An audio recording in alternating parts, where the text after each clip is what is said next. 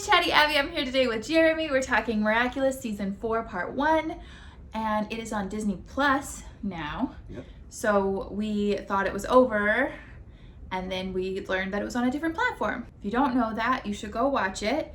We are going to spoil the whole thing. So if you don't want spoilers and you haven't seen it before, don't watch this video. All right, we're all on the same page. Okay. What do you think? Season 4, Part 1. Abby's brother Gideon called us up and demanded that we watch Season 4, Part 1 after he watched our last video, and I think the reason is because every single thing that Abby complained about was immediately fixed in Season 4, Part 1. It was, like, every single episode was, like, dealing with an issue I had and then solving it. So, for example, I kind of have a problem that they set him up with other people. Very first and second episode was all about them not working out with those people. I had an issue with Hawkmoth's lack of growth and lack of better ideas. All Season 4, better ideas, really good ideas that she was like real lucky she even caught. Like the one about putting the muck on a Miraculous that she would then take back that would then spy on her and know who she was. And there wouldn't have been any coming back from that, so I'm really glad that didn't go any farther. Hawkmoth can now make sentient monsters. So sometimes he uses a combination of Hakuma and Akuma? Yeah. There's no H? Oh, I've been thinking it had an H this whole time. Akumatizing people and sentient monsters, or sometimes he does one or the other. Super cool. They haven't utilized Lila at all so far this episode, but I haven't really minded. That's actually the one critique I have. So Season 3, Part 2 kind of made me have mixed feelings about Chloe, and they basically regressed Chloe back to how she was in Season 1. And I would have preferred if they'd kind of just done more with Lila rather than regressing Chloe, but there's no way they could really backtrack that, so I guess they did the best they could do. It's just not something... It was basically the only thing I didn't like about Season 4, Part 2. Well, because they did end on a really bad note with Chloe. Yeah. So then she's back to just being awful, and nobody's even caring about Lila anymore because Chloe's just so awful. So then they just brought in a new Chloe. Yeah. Chloe apparently has a sister. Named Zoe. Looks exactly like her, just in a different outfit, and now she's the good version of Chloe. She doesn't look exactly like her. Okay. Well, once she gets akumatized, she looks exactly like her, but not in normal life. Yeah, I mean, they're the same height, both blonde hair, blue eyes. That's what I guess is similar. I liked that whole storyline. I thought that was cute. You feel really bad for the mayor in that poor episode. He's like, this is where you hide your dreams away while your family crushes you. You're like, what terrible advice. But that's what he does. I mean, it seems like she cheated on him like immediately because Chloe and Zoe look pretty similar in age. I mean, they're in the same grade, in the same class, so they've got to be the same age, right? They can't be the same age. Well, unless they're... No, because they can't be twins. Right, because she would have to have been pregnant. So they have to be a year apart. Okay, maybe Chloe got held back. Who knows? Well, you can be different ages in the same grade. That's true. Yeah. There's almost a year difference between. So they could be like 9 months apart. Right. So it looks like he got married to his wife. She immediately moved to New York and cheated on him and had another baby with another guy. Within a year of having a baby with him. Yeah. But you know she's married to him because they talk about it. So, yeah. And he just kind of deals. Like, he lives in Paris and she lives in New York, and he's just kind of like, whatever. And then deals with his daughter trying to fire her half-sister. Fire her! And you're like, can't fire family. So anyway, yeah, so that was kind of sad that she's just regressed so far. She's being super mean to everybody. Adrian even brought it up again. I can't be friends with you. You're being too mean.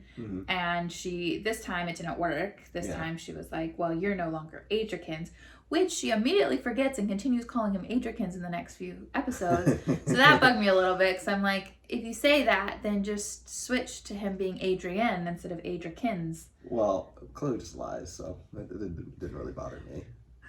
She did not mean what she said. So I like Zoe. I liked all of that. So they fixed Hawkmoth. Oh, and then she creates charms where people can't be akumatized in the future. now because of the charms, which is the other problem I had, where it's like, why do we keep doing the same people over and over and over again? Well, one, the villains now get sentient monsters sometimes, so they like are even stronger and have better plans now, which kind of solved the problem for me. But then at the end, she gives them this charm, and as long as they're wearing it, they're safe. So now you have to like, if you want to akumatize them in the future, you have to like write in a storyline of why they didn't have their charm with them. So I liked all of that. So there's just been a lot of change, a lot of growth in this season. Yeah. So she tells her friend about her being Ladybug. She tells Alia.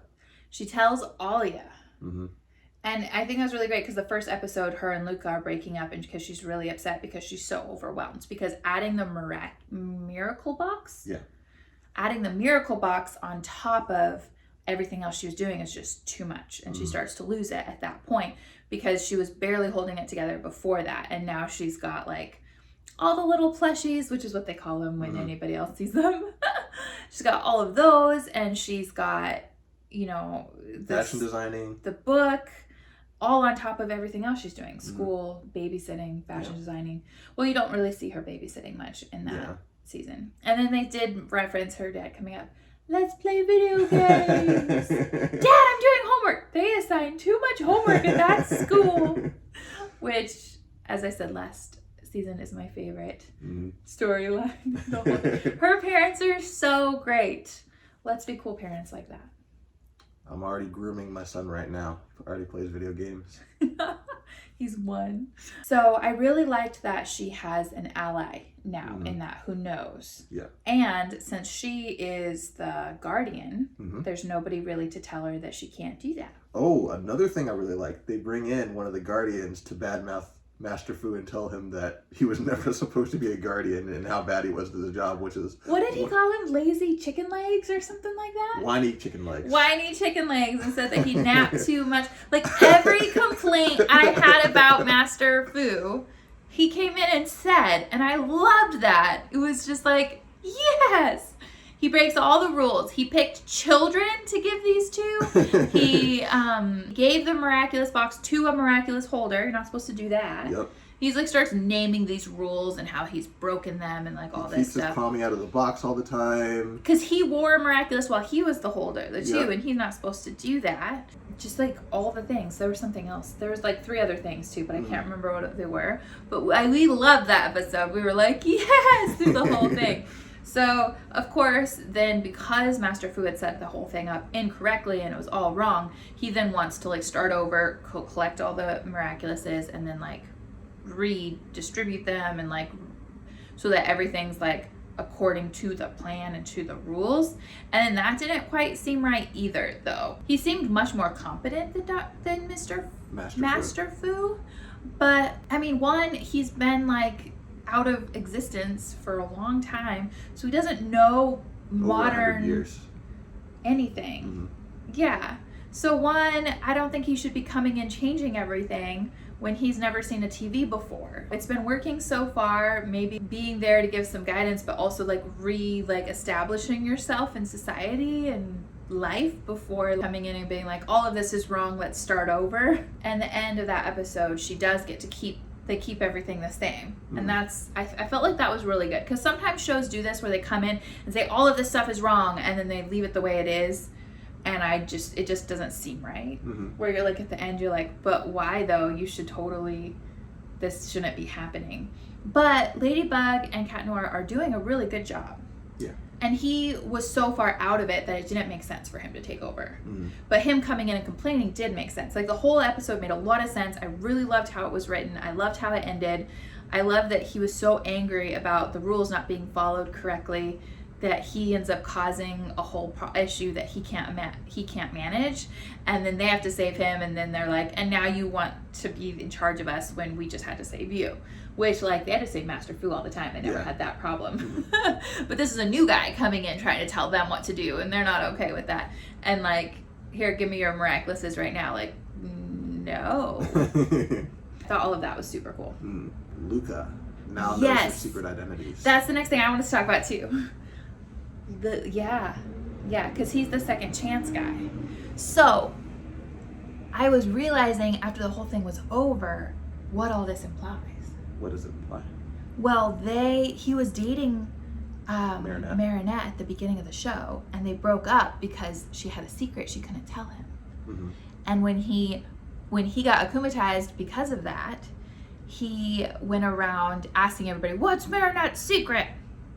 Because he likes her and he wanted to know, or what they call it love in that show. Mm-hmm. I think it's kind of silly for 14-year-olds go around saying they love each other. Oh, that makes so much sense. Yeah, it's Paris, the city of love. And then her parents even are like, "Oh, you're in love." And I'm like, I don't know. I mean, Alia and Nino seem like they're in love. Yeah. I was just real uncomfortable saying that. Mm-hmm. And it meant something different for me to say that than what it kind of means for them. They're like, "We're in love. We love each other like this," you know. And it's super cute. It just makes me a little uncomfortable because I don't know. I don't use language like that when I'm like, "Oh, I love somebody." It's like, I want to get married. And I'm like, 14-year-olds shouldn't be wanting to get married. So then I feel weird about them being like, "We're in love. I love you, Adrian." And you're like, you can't even talk to him. What do you mean you love him? I would always think of that as like a crush. I like them, you know, like much softer language. But it is Paris. So it's so French. I don't think Marinette is in love with Adrian. But I do feel like Nino and Alia are in love. Like, I knew a couple like that. I mean, they do seem like soulmates and they'll be together forever. Because, like, one of my friends was in a relationship like that when he was, like, 14, and they're married now. They just took 14 years to get married. Right, and Chris and Kathy, when he met her, she was 14. Yeah. He was a bit older. They waited till she was old enough and they got married. Yeah. You know, you definitely can be in love at that age. Marinette saying, "I love you" to Adrian doesn't make sense to me because they're not even in a relationship. They don't even really know each other. Right. Nino and Alia weren't running around saying, "We love each other" until now, and they've already been together like a whole season. Yeah. And that makes a lot more sense to me. I don't feel uncomfortable really about them. Okay. It's more when Marinette's like, "I'm in love," or like Luca's like, "I love you," and I'm just like, that's weird. Ugh. I always find that weird, and people do that in real life. So that's not like a show thing. It's just a me thing. But they broke up because of her secret and that she kept ditching on dates and that she was overwhelmed and all these things. And then at the end of season 4, part 1, he's the second chance person. And when the dream guy comes, they discover, like, he knows now. He knows both of their identities. Yeah. And then he lied and said he didn't know. Mm-hmm. My first thought on that, like when I watched that, was like, ooh, I wonder what that means. You know, because more and more people are learning different people's secret identities. Because Adrian learned that Nino is Carapace, and he learned that Alia is Rena Rogue. Yeah, so he learned both of that, and he knows that they know each other's secret identities. Yeah. And that made him really upset. And now Luca knows his secret identity and her secret identity. So there's just... And Alia knows Ladybug's secret identity. So it's like there's just so much more happening. Anyway, but so that was my first thought, kind of like, oh, I wonder what this will mean for Adrian and for Marinette and all this stuff. And then I was like, but what does that mean for Luca? Does that mean he's going to want to get back together with Marinette? No, it's not. Why? So Luca is convinced that Marinette is in love with Adrian, right? Right. And he also knows that Cat Noir is in love with Ladybug. So he's going to help Marinette and Adrian get together. Oh, that's so sweet, especially when he likes her. Yeah. Luca's becoming my favorite character. That he just showed so much sweetness and so much character through this whole part 1 season. I like him so much. I mean, I really like Alia too. I mean, I like so many of the characters. This is not a show where I'm like, I dislike everybody. I definitely like everybody, and the villains, I love to hate them. You know, it's like great. I just think they wrote him so well. He's just such a calm, cool, sweet guy. I love it. It's almost making me sad that Marinette likes Adrian instead of him, because Adrian's kind of a bit of nothing. Like, I mean, they kind of pointed that out in the dream episode. Because she's like, I wanted to be a knitting fairy when I was little, which is so adorable. It's so cute. And Luca's like, I wanted to make instruments. And Adrian's like, I can't think of anything I wanted to be. And then when he gets zapped with it, which he's kind of interested, he wants to be zapped with it because he wants to know what he wanted. He's like, I've always wanted to please my parents. And you're like, oh, yeah, he is just kind of a people pleaser and he just kind of does as he's told. There's really not much going on there. Mm-hmm. So, I mean, which kind of makes you go, oh, Marinette, can't you like Luca? He's kind of cool. I mean, that's how I felt since Luca was introduced. Very first episode that he was introduced. Yeah, when they first introduced him, I'm like, oh, why are they doing this? But so I feel that way about Marinette and Luca because I'm kind of like, it's a great alternative. They're not going to get together. I know, but now Luca's kind of like while they're dating, Luca's kind of like, yeah, I know you're in love with Adrian. So is that why you're breaking up with me? If so, it's fine. Which is like the most mature breakup I've seen in such a long time. Mm-hmm. He handled it so well. He was so mature about it, so sweet about it. Let's stay friends. And then like actually being friends with her, not like a weird possessive friend that's like not a boyfriend but wants to be kind of thing. He's not even doing that. He's just But then when Adrian and fencing girl Kagami broke up, I mean, that made a lot of sense. It's like I didn't like them together at all. He already just pleases everybody and just does what everybody says. So that's already something he struggles with. And then you put him with a girl who's just that bossy. Adrian, we're going to meet at this time and you're going to do this, you're going to do that. And then, you don't like me enough. We're done, you know. You weren't obedient enough. That's why we're breaking up. Well, I feel like her complaint was valid. Like, he didn't want to be with her. However, she was really bossy. The relationship was toxic anyway, but she was also right. Yeah. She's like, oh, you don't want to be with me. If you realize you're dating somebody who doesn't want to be with you, you should break up with them. Why would you stay with somebody who doesn't want to be with you? Like, that just shows really low self-esteem. You can find somebody who does want to be with you or just be by yourself. And it's what she basically does after she breaks up with him. Like, Marinette tries to get them back together. She's like, why would I want to be with someone who doesn't want to be with me? It's like, look, we broke up for a reason and you shoving me back into the situation isn't helping. Mm. And that whole episode, just Marinette was just crazy. No, you have to get back together. I know exactly where he is. Why? Because I have memorized 3 months of his schedule. Marinette's a stalker. Yeah. Yeah, it's a little bit of a problem. Like, you got the creepy Adrian shrine in her room. She knows his schedule. Yeah, she's very stalkery. But then, I mean, Adrian's a little bit stalkery about Ladybug, too. Yep. So. That's why they're meant for each other. For each other's stalkers. Adrian's just a little bit too much of a pushover to be with somebody that bossy. Mm.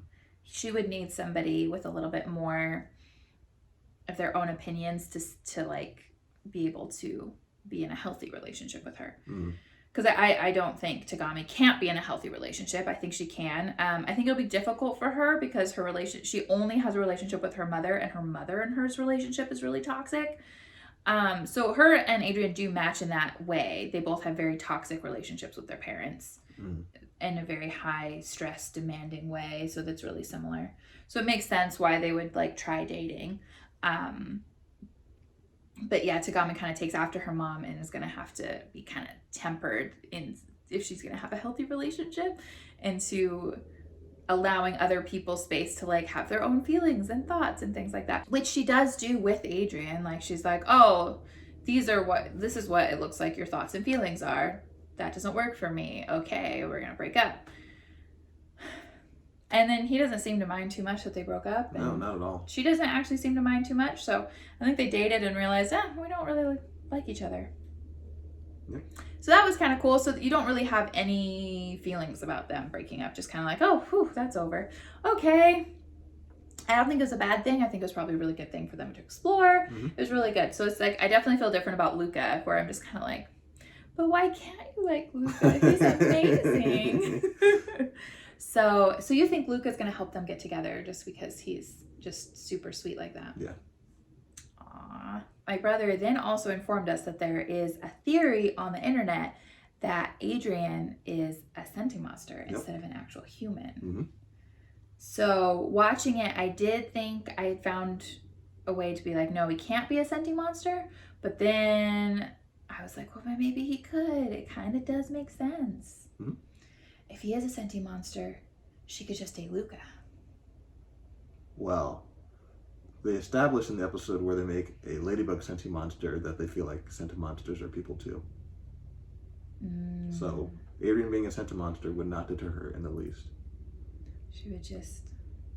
Unless senti monsters can't have kids, then that would create a dilemma. They'd have to adopt, I guess. Yep.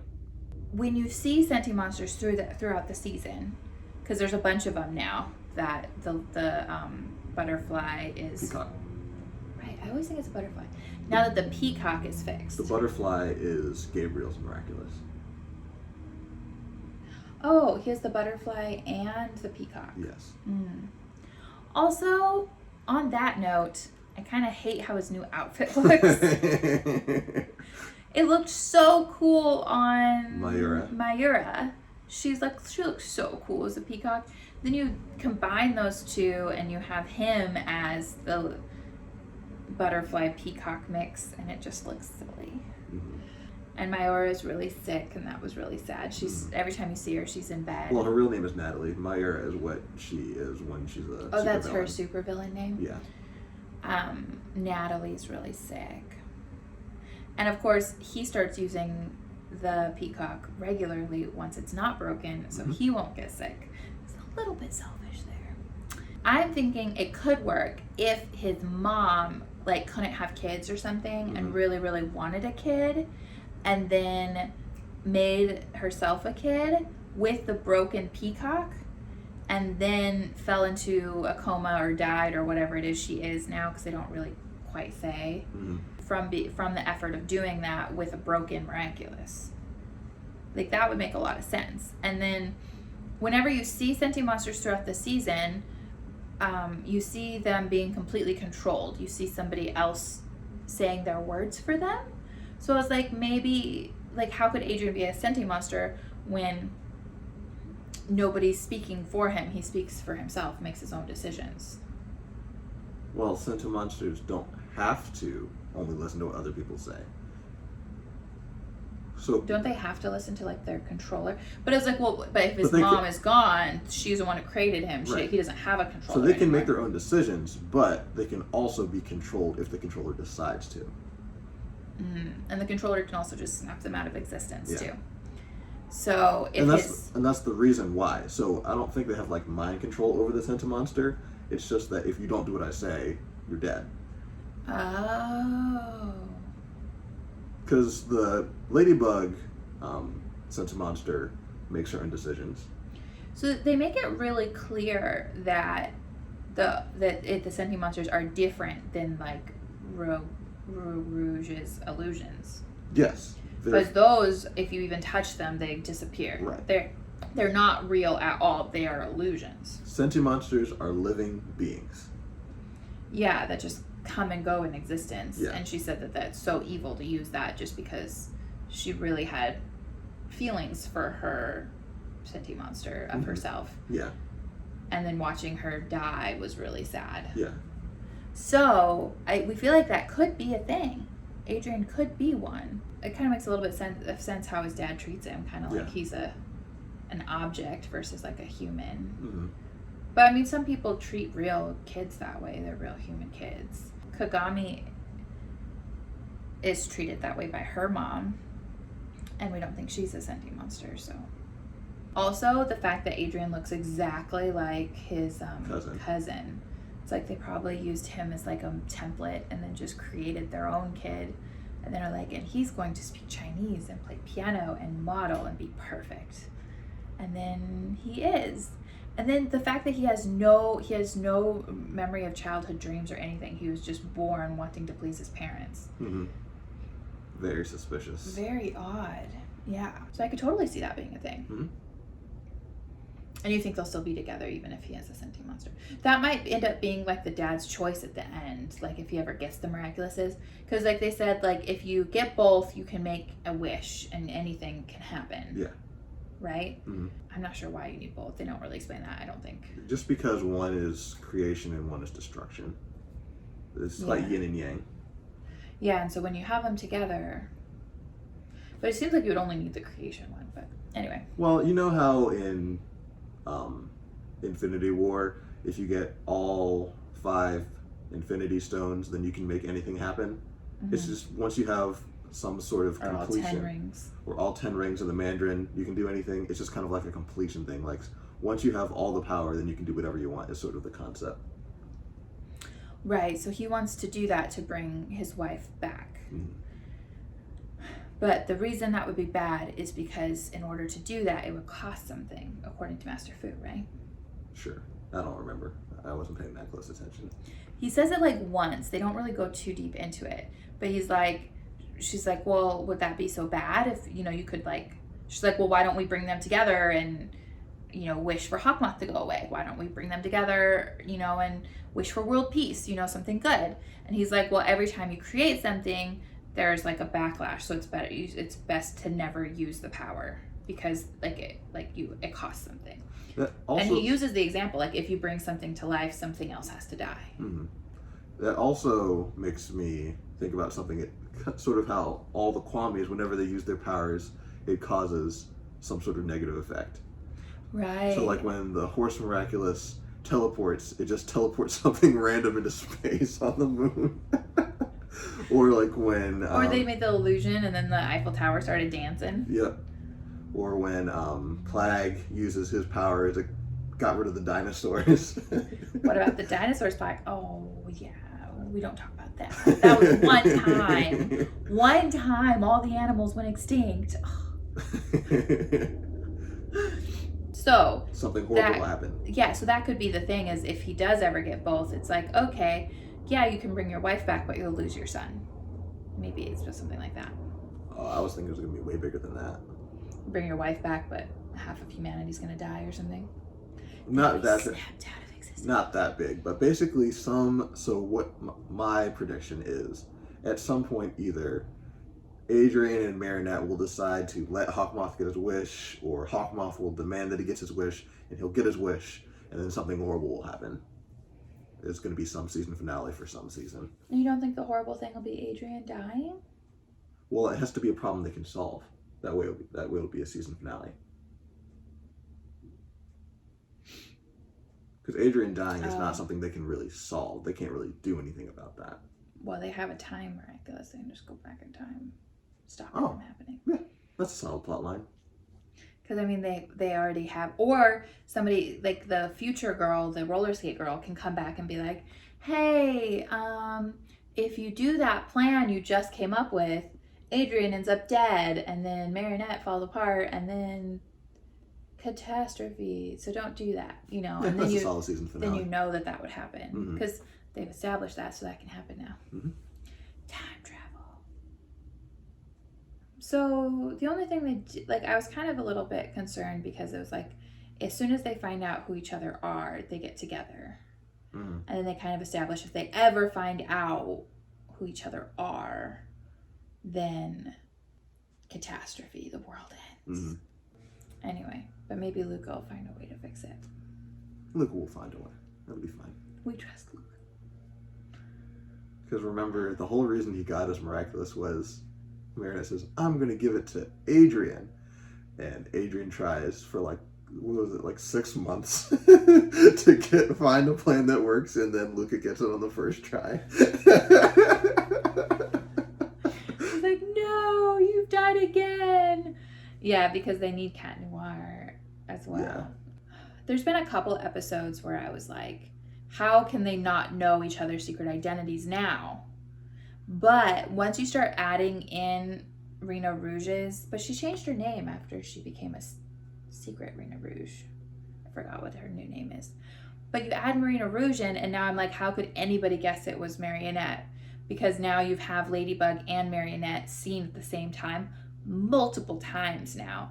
And now it's like, it would be very surprising if anybody was able to put that together now. Mm-hmm. So I liked that too, because that fixed a big problem for me as well. I thought the plot line of them being stuck in the elevator together, they both run into an elevator to change and are like, she goes, Tiki, oh, and he goes, Flat, oh, and then they're just sitting there together.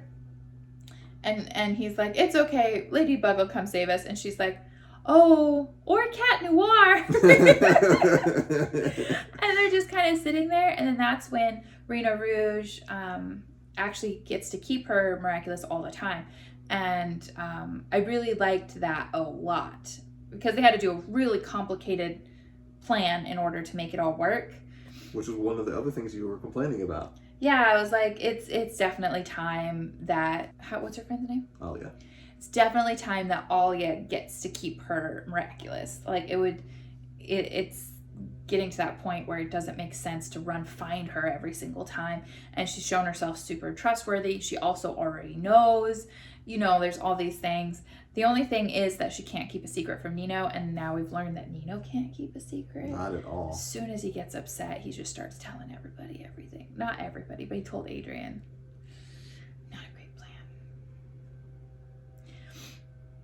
So I really like that. And then now that you're adding illusions into the whole thing, because the whole Lucky Charm, those are always really complicated. Like, I thought it was so funny that she gets an ice skate to cut his ribbon. Why though? Why wouldn't it be like scissors? To make you think. Because then she'd be like, oh, of course. And you're just like, it doesn't have to be that convoluted. That doesn't make any sense. We've already established that that's just how she thinks. She just thinks super complicated. Yeah, she makes everything so Because like when complicated. Cat Noir was Ladybug Man or whatever his name was when he had the Ladybug Miraculous. Right, yeah. His lucky charm was, so we need a circular thing. So I got a circular thing. I'll stick it in the hole. That was his plan. It was very, very simple. And his plans always are. It's like, cataclysm! It's broken! Woohoo, we win! It's like, and hers is always like, oh, okay, I got this piece and that piece, and I'm gonna put them together like this, and then glue it, and then make this, and then do that, and then... It just seems like scissors would have been so much better. I don't know why it has to be so convoluted. But then also it does kind of help a little bit because then none of the villains can know what she's gonna do because it doesn't make any sense. But having Rena Rouge and then Secret Rena Rouge, those created a whole nother level of complexity because now you can have fake mirages running around being people and I don't know, all different kinds of things. You just make anything look like anything on top of it. So I thought that was really cool. Yeah. All right, did you have any other thoughts? I don't think so. His main thing was the whole Chloe story because he really, Jeremy really loves redemptive villain stories where somebody starts out bad and then they get better / good. Those are his favorite. Those are always his favorite villains, his favorite storylines. So it looked like Chloe was having a really cool redemptive line, and then it was just, nope, you're evil forever, back to being evil. So that was real disappointing for him because that would have been the closest thing we would have had to a redemptive line in this story. Well, they might try to redeem Hawkmoth eventually. They've tried to give him a sympathetic story. I don't really think it's very sympathetic, but they could make it work. I believe in them. Yeah. And then other than that, it was just a love fest from us about everything, I think. Yeah. Did not like what's-his-face's outfit. Oh, I don't remember what the guy's name is, but the guy that grants people's dreams or whatever. And then he switched his whole show to being like, let's talk about your dreams. And his outfit in real life was so much better. So, didn't love that. I liked the storyline of Luca finding out who his father was. You said it was really obvious for you. Yeah. I didn't really think much about it. Well, it was obvious once they introduced the fact that his mom used to be Jagged Stone's old guitar player. Then it was pretty obvious that's because they never talked about his dad.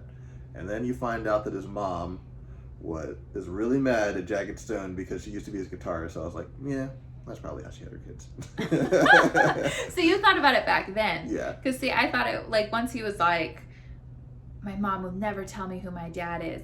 Like, I didn't really think about it in the moment, but I'm sure if I had, like, oh, who's his dad, I would have thought Jagged Stone, because they reuse the same characters over and over again. It's the only character they've introduced that would work.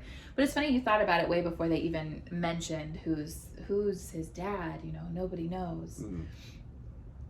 So, and so I thought that was really cool. I thought the storyline for, I thought Nino getting super jealous was super cute. I thought the storyline for Rose having a very serious illness since she was young, I thought that was really sweet. Marinette is really annoying in this season now that I think about it.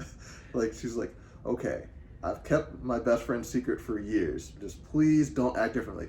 Of course we won't act differently. The very next day, oh no, you're gonna get hurt. Here's a pillow I've made specially for you. Please cut in front of me in line. Here's a mound of apples. And she's just kind of like. I don't think it would ever occur to me to give my apple to somebody who was sick. Like that, I don't think. But everybody gave her apples. Yeah. But that wasn't just Marinette, though. It was the whole class. But Marinette's the ringleader. She is. Marinette's, like, definitely the class leader at this point. Her and Adrian, basically. So. Because, like, with the whole lunch thing.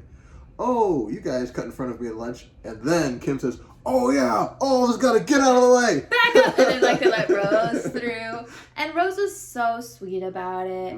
But now, how could anybody not know Rose's secret identity was... the Pig Miraculous. Pig. Yeah, because pig is positivity. Well, people don't know what the Miraculouses are. Yeah. They don't know it's the positivity Miraculous. But she has a very specific voice. And then she's like, come on, let's think positive. Like, after being the pig. And I feel like you, just by hearing her talk, you would know it was Rose. That was that girl. At least her classmates. It's a superhero show. There's some stuff you gotta get over. So yeah, I can't think of a single one I didn't like. Even the pigeon guy, I thought that was really cute. Because he's like, because it was different. Everyone's gonna be pigeons. Because I don't think that's what he was before. No. And then, oh man, he did it again.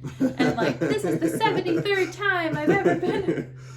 Hawkmoth's gotten me. And then getting the charm, I thought that was really cute. I did talk about that already, though. Yep. I think we talked about all the things. Well, if you watched all the way to here, thanks for watching. Let us know what you think in the comments. If you disagree with us or agree, or if you think Adrian's a sentient monster or not, or what else could they comment about? Like, comment, subscribe. Bye. Love you guys.